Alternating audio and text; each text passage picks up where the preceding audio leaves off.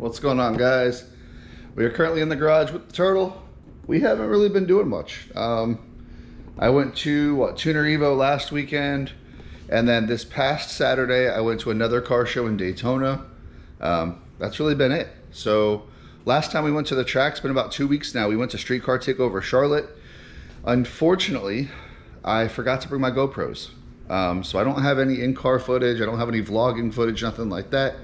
The only footage I really have from that event is what Juan filmed at the starting line and from Speed Video. So the event went pretty well.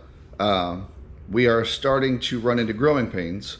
That was the highest elevation that I've ever raced at personally. It was about 3,000 feet DA, and noticing that the car's starting to run out of fuel pump.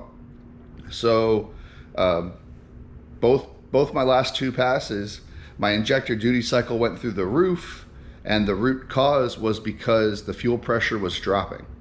So at idle, the car usually gets about 46 pounds of fuel pressure, and you know, at 25 pounds of boost, I was at 50 pounds of fuel pressure when it should have been well above 70. So running at a pump, kind of knew it was coming because the pump I have is basically rated for about 1,000 horsepower. So currently in the trunk, let's go take a look.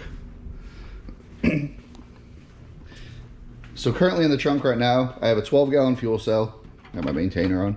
12-gallon fuel cell. I have a -12 feed to my 100 micron filter, a -12 into the pump, and then I have a -10 from the pump up to the rails.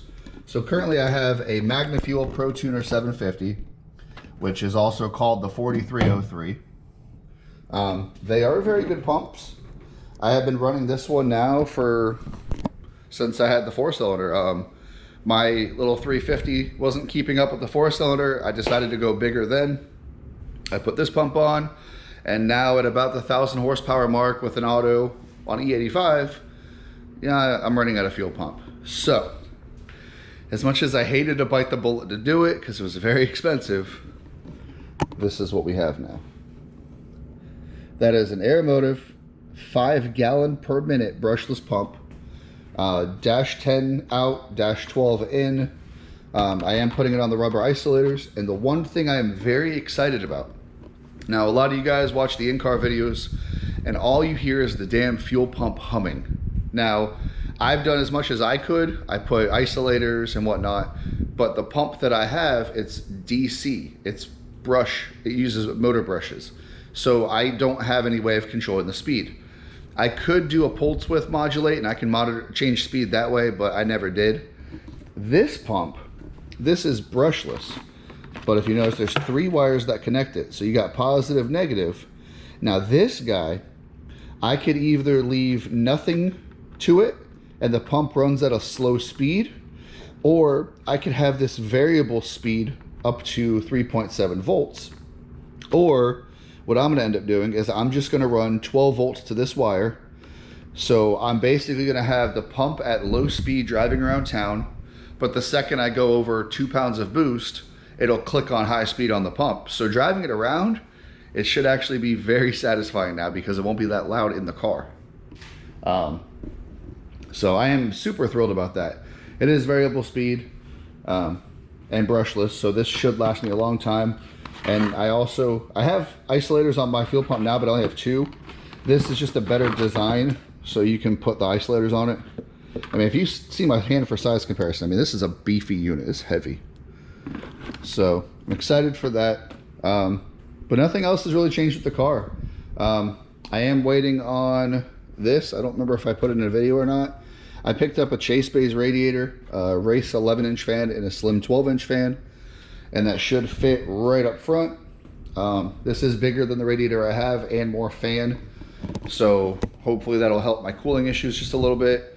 Around town, it's not too bad. I get 190, 200 degree temps, up to 210 pulling the trailer, but that's all flat ground on Florida roads. So I don't know how it's going to be on drag week and things like that, but obviously I need more cooling system for this combination. So I've been trying to get in touch with the fabricator so we can get these things, or this radiator, put on hopefully soon. Also, I got some street tires for the back of the car. You can see the freaking tread is huge. It's like a truck tire. but they're Cooper Cobras. So basically for drag week, I'm gonna be street driving on street tires, and then I'm gonna have another set of wheels and tires for my drag radials. That way I don't wear out the radials, and also if we come into rain, I don't really have to worry about the rain much. Also, I am taking the car to Miatas at the Gap this year. So we are going back to the Tail of the Dragon. I think it's 3 weeks away. So I'm actually going to be putting those on the car for the Dragon as well. Because last year I drove the Dragon on my radials. It's not a good time.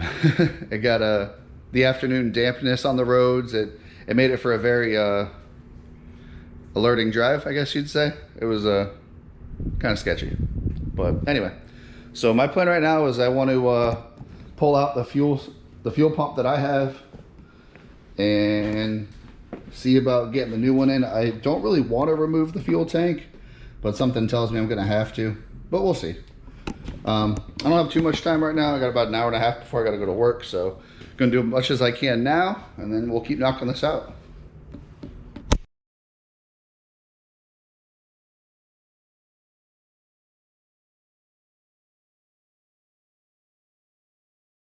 Alrighty, so I got the old fuel pump out, old trusty girl right there.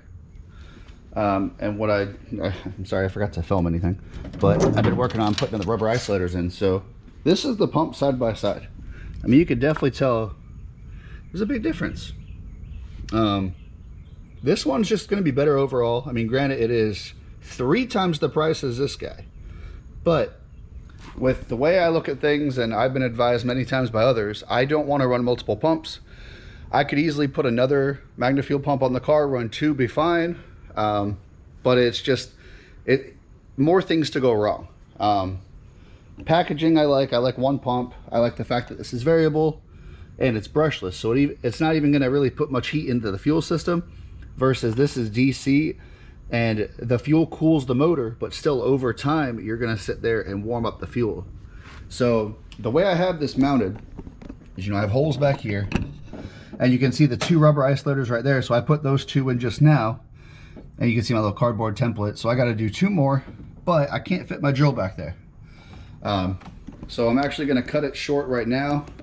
I'm going to swing over to Home Depot. I'm going to grab a Milwaukee I hopefully have them, I haven't even checked.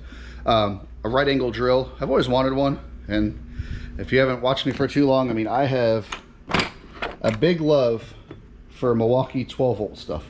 I got a tire pump, I got lights, I'm a big fan of the 12 volt Milwaukee stuff, and this just gives me an excuse to buy it. So it's either I buy the right angle drill and I drill it from the top, or I have to drop the subframe and drill it from the bottom. So if you could tell which one I want to do that's easier, I'd rather just get an excuse to buy a new cool tool.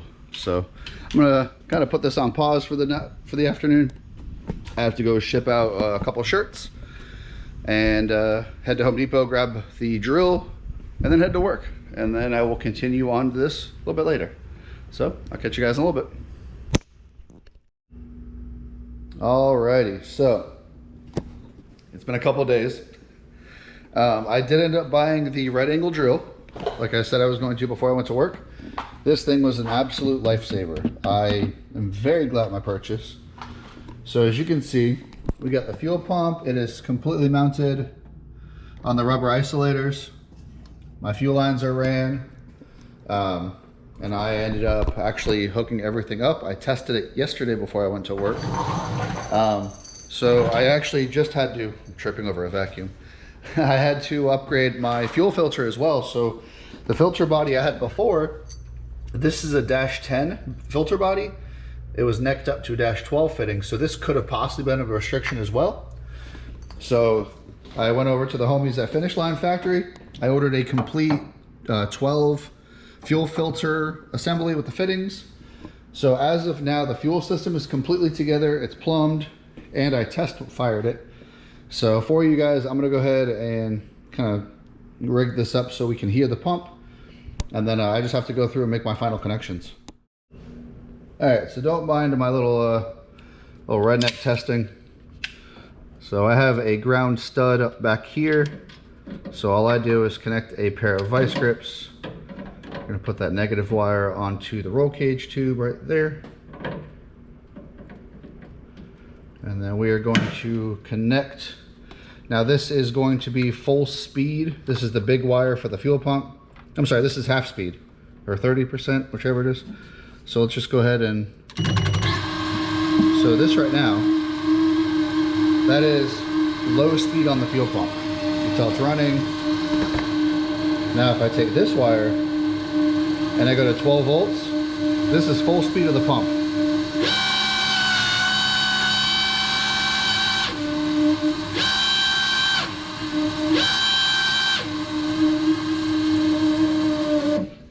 So needless to say, it's kind of loud.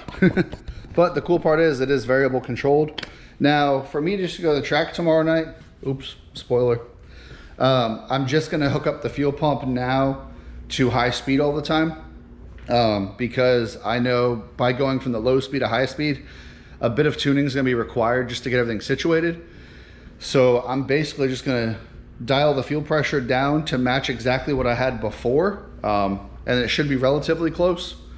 I can tell you now the back end of the track, it's gonna be super fat because looking back at a lot of my older data logs, I've been compensating for the low fuel pressure for a while without really noticing. So yeah, I'm gonna have a lot of adjusting to do. But nonetheless, I just have to finish those couple connections. I'm gonna adjust the fuel pressure regulator down. And yeah, I have to load it up in the trailer tonight. Going over to Lewis's at a Phillip Tire tomorrow for my alignment in the morning. And then the goal tomorrow night is to go to the track. So time to button this girl up and get her put in the trailer. Tomorrow's gonna be a fun day. Alrighty, it's loud as hell. But as you see, I got the fuel pressure down to 50, which is exactly where it was before. Which means my return and regulator are good for this kind of volume. So I'll be honest, I'm not thrilled on how loud it is, especially because it is still rubber isolated, but I mean, what do you do when you start making some power? So I'm gonna vacuum out the trunk. I gotta put the trunk on, just do a once over bolt check on the car, and then I gotta put the hood back on. And start packing the trailer. Exciting. Well, it is currently 9:30 at night. Finished up packing the trailer, car set. I have everything I need for the track tomorrow. That way I don't have to go back and forth to the house and whatnot. So the only thing left is I'm charging up the little scoot. And other than that, empty garage. That means we're going to do car stuff tomorrow. So appreciate you guys watching today's video. I'll catch you in the next one.